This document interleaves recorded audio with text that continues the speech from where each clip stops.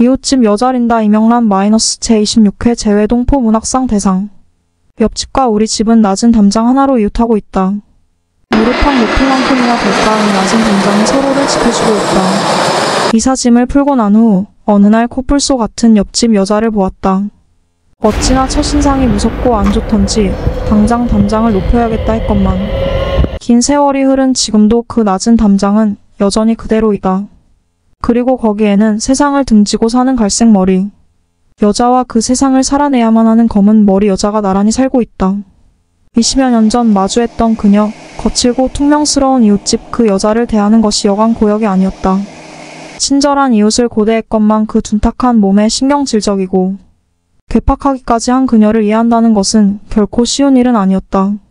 한 번은 우편물이 그 집 우체통으로 잘못 배달되었는지 그 낮은 담장 너머에서 휙 하고 던져버리는 그녀를 보았다. 어찌해야 할지 갑갑한 날도 많았다. 그러나 전해주는 방법이 형편이 없었던 것뿐이지 결과적으로 그 편지를 임자에게 잘 전해주긴 한 것이었다. 중요한 우편물이었는데 고마운 일이었다. 그렇게 1년이 조금 넘는 시간을 보내다 보니 잊고 살던 진실 한 가지를 확인하게 되었다. 시간은 멈추지 않고 계속 흐르고 있다는 것과 그리고 그 흐름 뒤에는 분명 변화되어 달라진 결과물이 함께 온다는 사실이었다. 우리의 피부가 시간을 거스르지 못하는 것처럼 말이다. 어느 날 우연히 이웃집 여자 린다와 커피 한 잔을 하게 되었다. 그것도 그녀의 집에서 말이다. 그때도 그녀는 그 버르장머리 없는 손가락을 까딱거리며 넘어오란 손짓을 했었다. 갑작스러운 일에 무슨 일인가 싶어 함부로 반가워할 수도 없었다. 간단하게 자신에 대한 이야기 정도의 짧은 시간이었다. 물론 눈치껏 하는 어림짐작의 대화였지만 Are you okay를 몇 번이나 물어보는 걱정 어린 눈빛이 너무도 생소했다. 혹시나 전날 밤 속상한 일이 있어 식탁 앞에 앉아 한없이 울고 있던 나를 본 것은 아닌지 싶었다. 관심만 있다면 우리는 서로의 부엌 창문을 통해 안쪽을 들여다볼 수도 있었기 때문이다. 그 후로 우리는 같은 언어로 그러나 제각각의 의미로 서로를 알아갔다. 오랜 시간 동안 우리에게는 바디랭귀지가 최상의 소통이었다. 그리고 결국 두꺼운 갑옷에 무서운 뿔을 달고 있는 코뿔소를 닮은 그녀도 사실은 말도 안 되게 유순한 초식동물이라는 것도 알게 되었다. 해는 중천에 떠있건만 오늘도 여름이라 하기에는 서늘하다. 마당 귀퉁이에 읽어놓은 한 줌 텃밭에서 귀하게 잘 자라주고 있는 깻잎을 보러 나갔다. 담장 너머 이웃집 여자 린다와 눈이 마주쳤다. 기다렸다는 듯이 또 그 버르장머리 없는 손가락을 까딱거리며 넘어오란 손짓을 한다. 아마도 새로 시작한 퍼즐을 끝냈나 보다. 린다는 퍼즐의 여왕이다.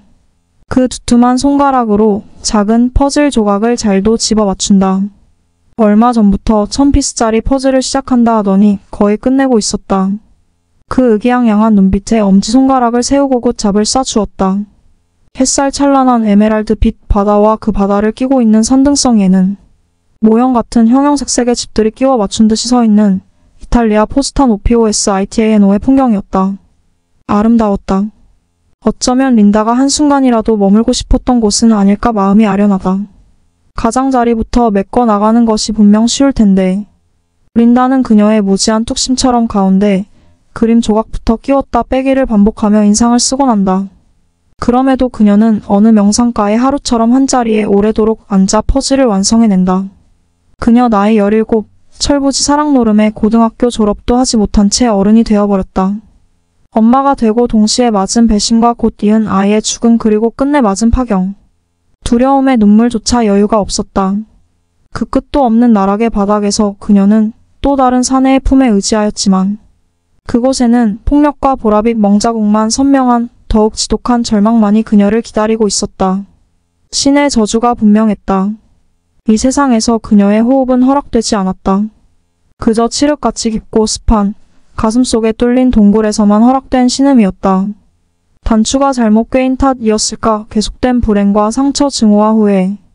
그리고 그로 인한 총체적인 결핍이 그녀의 삶을 파산시키고 있었다. 그렇게 린다는 세상의 문을 닫은 채 살게 되었다. 충동적이었으며 무지했던 그러므로 일그러진 삶의 파편들, 그 망각되지 못한 상처들의 굴레에 갇혀 살아야 했던 이웃집 여자 린다. 제대로 천천히 어른이 되었더라면 그녀의 가슴에는 어쩌면 옹달샘이 그도 아니라면 최소한 깊고 습한 동굴의 어둠을 갑옷으로 입고 살지는 않았을 것을 연민의 감정이 물결친다. 그리고 그녀의 담장 너머에 살고 있는 내게도 새로운 이곳에서의 삶은 그리 녹록지 않았다. 영어라는 언어가 참 단순치 않음을 뼈저리게 느낀다. 특히나 아이디오엠이라 하는 관용어 구두 이상의 단어가 결합하여 새로운 뜻을 생성하는 어구의 사용이 많은 이곳. 뉴질랜드에서는 귀가 열리는데 오랜 시간이 필요했다. 언어 문제뿐만이 아니었다. 이곳 생활의 모든 면을 책으로 배워온 나에게 이민 생활이라는 것은 알파벳부터 시작하는 영어 공부와 같았다. 몸으로 마음으로 부딪히다 보니 하루하루 생채기를 달고 산다.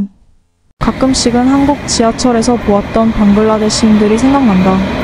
지금 이곳에서 나는 명문대를 나온 사람도 아닌 그저 언어가 서투르고 피부색이 다른 이방인일 뿐이다. 그러한 날 중에 하루였다. 아들 녀석의 중학교 인터미디잇 졸업식과 딸아이의 초등학교 프라이머리 졸업식이 한날 1시에 있다고 한다. 난감한 일이었다. 이민을 온 지 얼마 되지 않아서이기도 했지만 부탁할 사람 하나 마땅치 않은 이곳에서 살아내야만 하는 이것이 바로 린다의 이웃집에 사는 검은 머리 그녀의 새로운 세상이었다.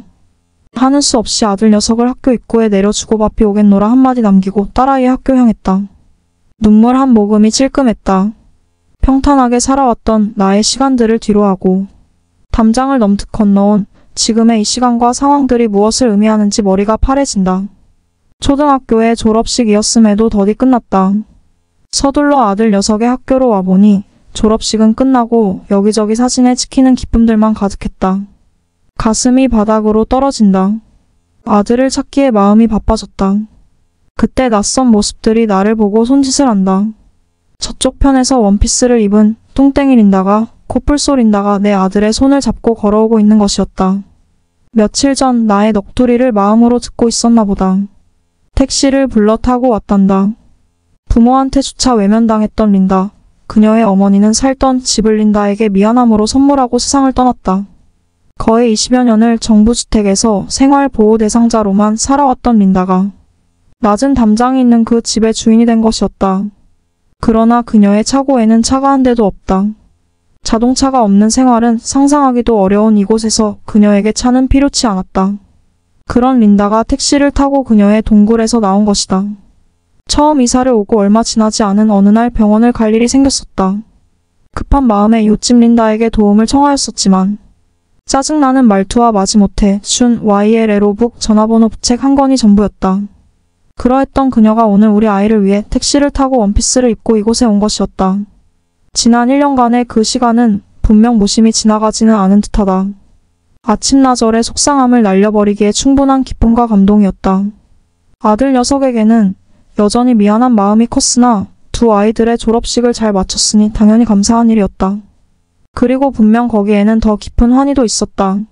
어느 날 검은 머리의 동양 여자가 이사를 왔는데 창문 너머의 그 여자는 매일 저녁마다 울고 있었다고 어디에도 쓸모없는 자신에게 말을 걸기도 도움을 청하기도 한 그 동양 여자가 처음에는 귀찮고 이상하였었다고 하지만 무슨 일인지 걱정이 되기 시작했다고 훗날린다는 말했었다.